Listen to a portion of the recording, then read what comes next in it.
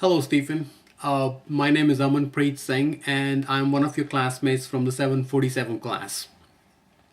Well, as you know, that I've been assigned to provide a response to your video blog, and I would say I really like your topic. I mean, it's really current, and especially all the news articles and the stuff that we watch on TV, how drones are being used by the US military and the CIA, and the casualties on the civilians are really on the rise, especially in Iraq and Afghanistan. And the prime ministers of those countries have started questioning the military tactics of the United States. And like on the international arena, it is not a good thing for the United States to arbitrarily kill civilians in other countries.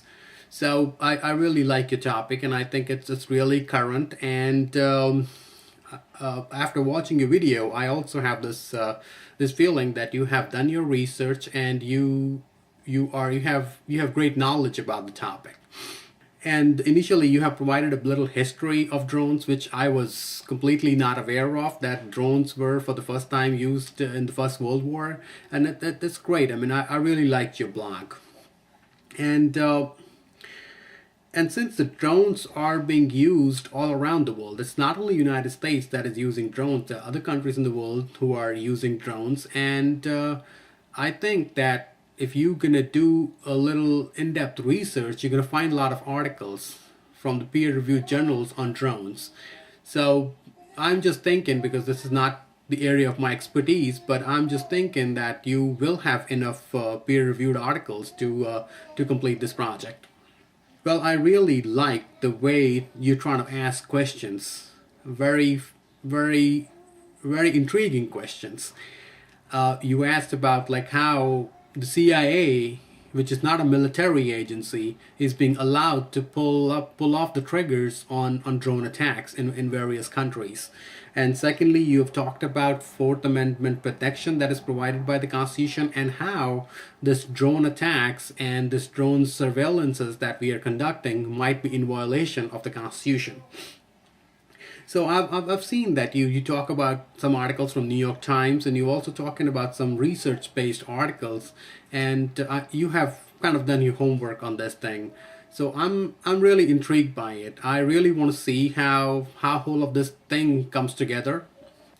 And I also like the fact that you're using one of the latest technology, and you're trying to look into its impact on government operations. Yes, I mean, use of drones is in fact the latest technology, although you tell us that they were first time they were used in the First World War, but it is only recently that we have come across a lot of criticism from all around the world, how the United States is using the drones, and the result is the killing of civilians.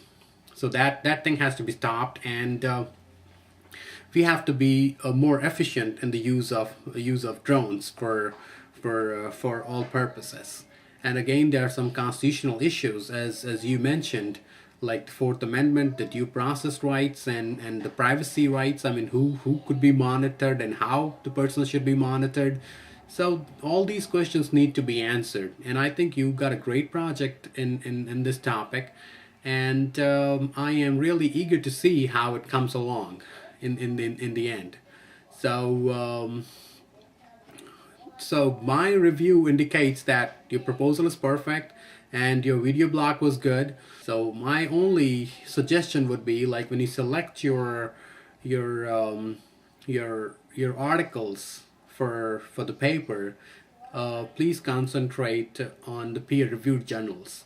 I mean, newspaper articles, although they give us a lot of information which could act as a basis for us to research more for the peer-reviewed articles or peer-reviewed publications for the right information. So although the New York Times articles, or the articles from other newspapers, or senators asking questions in the news media, I mean, it brings attention to the topic, but when we really have to research a topic, we need to get to the academic community, and the research review literature that is available out there.